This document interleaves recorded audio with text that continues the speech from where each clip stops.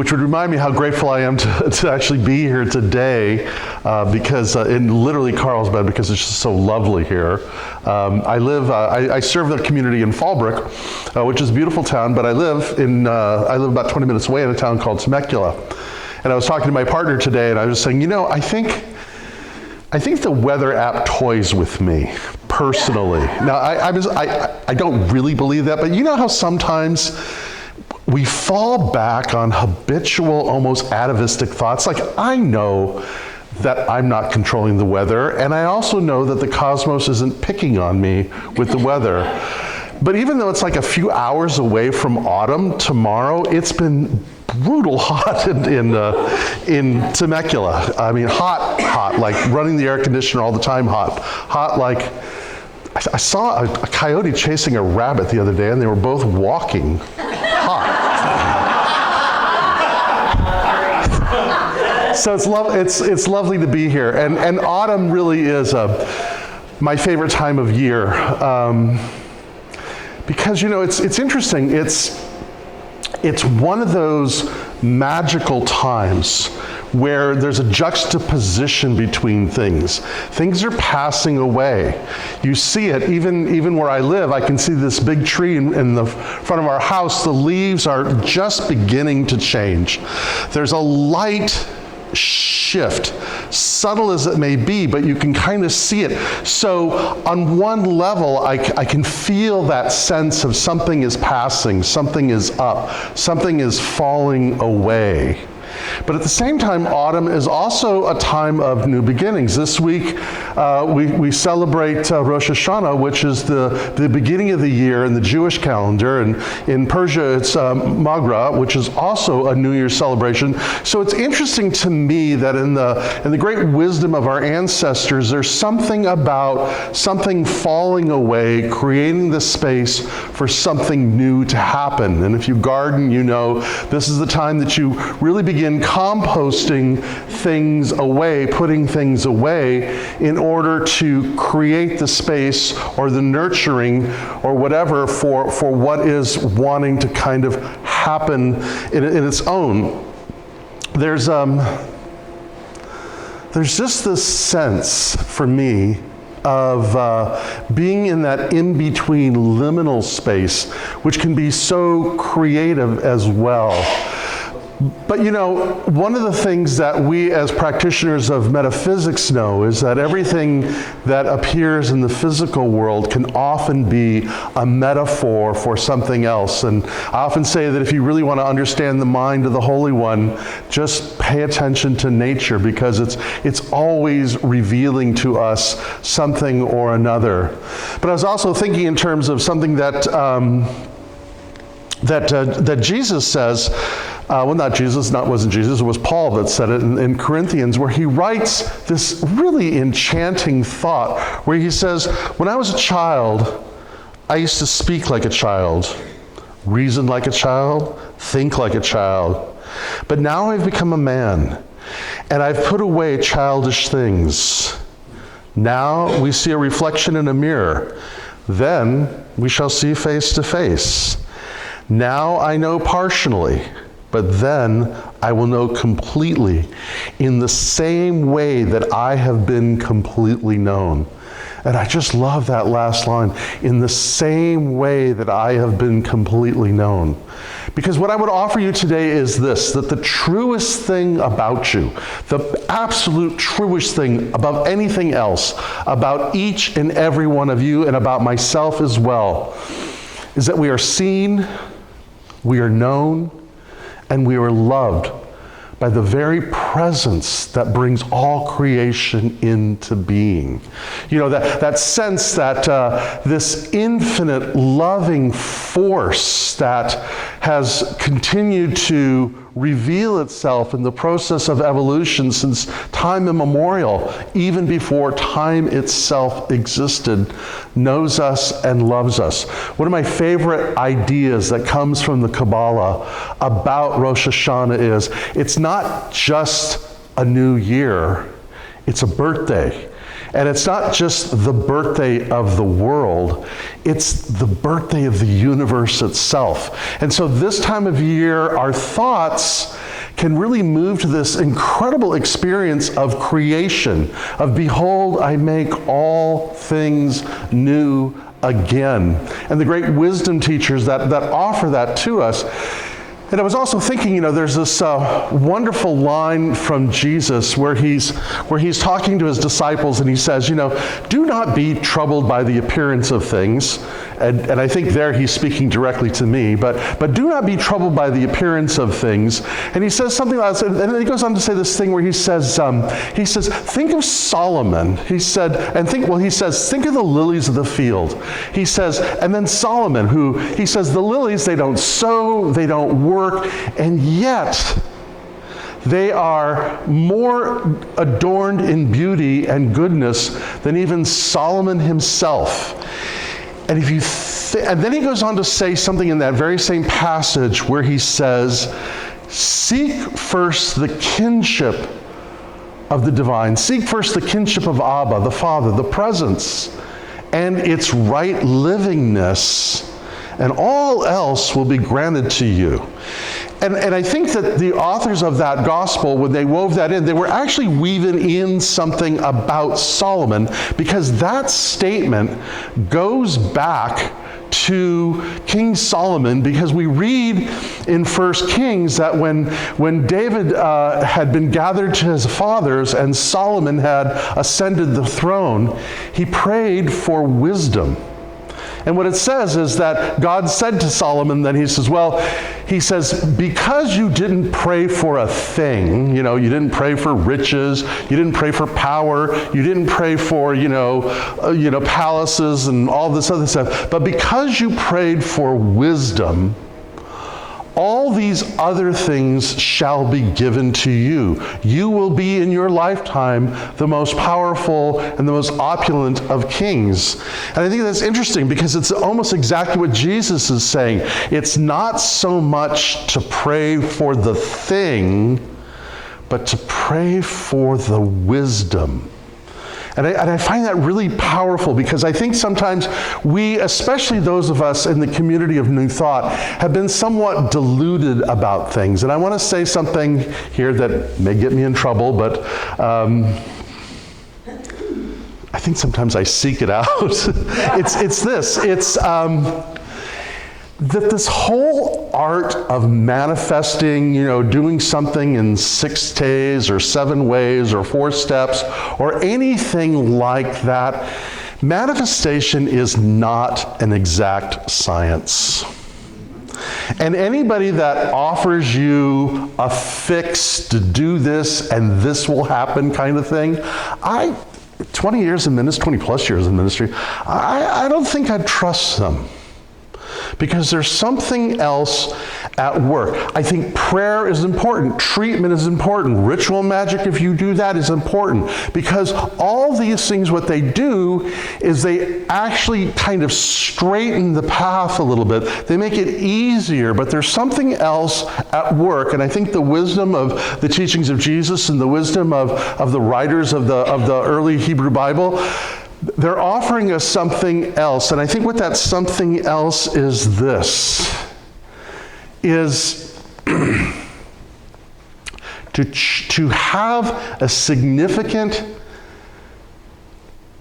change. In Greek, they call it metanoia, which literally means to change direction. A metanoia is, I'm going this way and then I'm going this way. So literally to change a direction in how we are living, a metanoia comes from a change in habits. I've been sitting with this word habits a lot, because I think a lot of times, and I wouldn't say all of our times, because I don't want to be absolute about anything, but I accept that, is that many of the things that we're working through and wanting deliverance from are habits. And habit, is the etymology of the word habit, habitere, means to dwell, to call home. So our habits are where our thoughts feel most at home. They are where we've sort of created these neural pathways in our brain that we just kind of go to. Another word for habit is cloth. So habits are how our thoughts dress themselves. And I would offer this. I heard something that Carolyn Mace said one time. She was talking in her book, this is decades ago, her book, Why People Don't Heal. And she says, because most people don't want to heal. They just don't want to feel uncomfortable. And what I would offer is many people don't really want to be prosperous, they just want to pay their rent. And many people don't want really love, they want to just not be alone, or just, whatever the situation is. Maybe they don't really want a job, they just, kind of want something to do in the day. Because in order to experience the thing that we are desiring, it means we must change the paradigm of how we are thinking about these things. And again, going back to Jesus, I'm talking a lot about Jesus today, it seems. But to go back to Jesus, he has this saying where he says, you can't put new wine in an old wineskin. You can't put a new cloth on an old garment, because the cloth will destroy the garment and the wineskin will burst with the new wine in it. In other words, if we want to put a shift in us without changing the paradigm of the container, our habitual thinking, then it won't work. I had a friend of mine who was a healer, and she said something to me one time that I thought was really fascinating. She said, people will come to me and they'll want a healing, and we'll do a healing and they'll get a healing, but doggone if they don't come up with some other condition. It's kind of like whack-a-mole, because if your thought is, I am ill at ease, then it doesn't matter, how many times you'll figure out a way to be back where that is. It's kind of like this thing. I read this statistic years ago about people who win lotteries, who are within 4 years are more broke than they were when they won which I really want to be in that experiment. I want someone to give me $10 million, and I want to see if I can blow it in 2 years.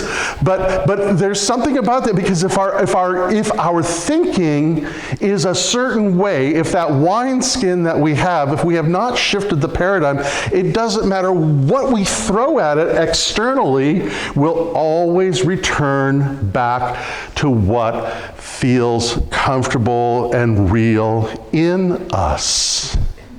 And so, as metaphysicians, what we know is, this whole idea of change your thinking, change your life, isn't just thinking happy thoughts.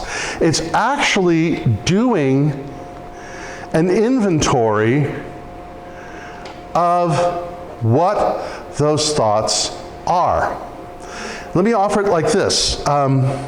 Let me, I looked down at my notes, and all of a sudden I had a quote for that. So I kind of want to go back to this quote because I think it speaks to it. It's from David Foster Wallace, and he gave this brilliant presentation at a graduation, and it was called What is Water? And it's an amazing meditation. But at one point he says this.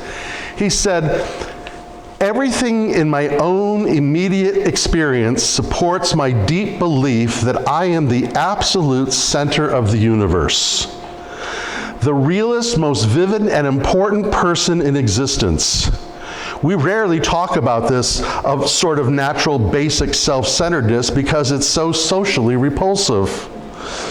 But it is pretty much the same for all of us deep down. It is our default setting, hardwired into our boards at birth. Think about it. There is no experience that you've had that you were not the absolute center of. The world as you experience it is right there in front of you or behind you, to the left of you or to the right of you, or on your TV or on your monitor or whatever. Other people's thoughts and feelings have to be communicated to you somehow, but your own are immediate, urgent, and real. In other words, everything we filter into our world of experience filters into the sum of all of our experiences, and the sum of all of our experiences create the habit of who we believe to be in the world and the story we tell ourselves as we navigate through this. So like Jesus, like Solomon, if we're wanting to make the shift has to happen at the habitual point, the primal point, the neural programming of our own sense of being. Which is why I think it's important to contemplate that the truest thing about me is that I'm seen, known, and loved by that very presence that brings all creation in. Now, we as Unity, and I come from what is known as science of mind or religious science. We've changed our name to Centers for Spiritual Living, which kind of sounds like an old folks home to me. But in either case, we're first cousins. You guys got the better name. But Ernest Holmes was pretty pithy. And one of his affirmations that I love is he says, I am a center of divine consciousness within the vast whole. I am a center of divine consciousness within the vast whole. Now there's a habitual thought. Pierre Teilhard de Chardin, who was a Jesuit mystic and priest and scientist, he would say that we are evolution become conscious. I love that. We are evolution become conscious. Or Kurt Vonnegut says, we are the mud that gets to get up and look around. Lucky us, lucky mud. So however we approach it, it's to recognize that there's that sense of divine intelligence that lives within me. And it is greater than, and if I allow it to, it will guide me to the place where I can reflect upon my own desire and realize that the impediment oftentimes to the thing that I am seeking is a story that I made up as a child to explain something about my condition, right? You know, it's like the person who is, was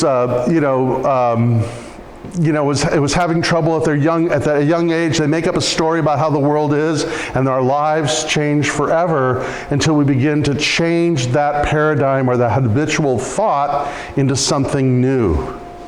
So what I would offer then is this.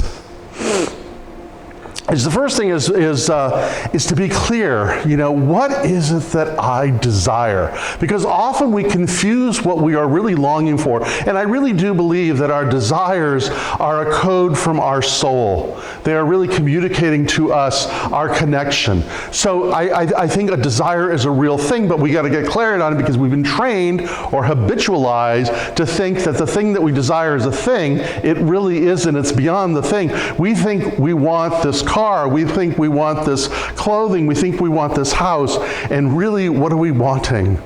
We're wanting security. We're wanting freedom. We're wanting joy. We're wanting connection. So we seek first the kinship. How is the divine, this principle, and Charles Fillmore was so eloquent in speaking about these powers, that are longing, because those powers, those yearnings, are really our soul's code, knowing that what we have come, in Hindu it would be called the Dharma. It is that unique, special thing about us that the world is longing for.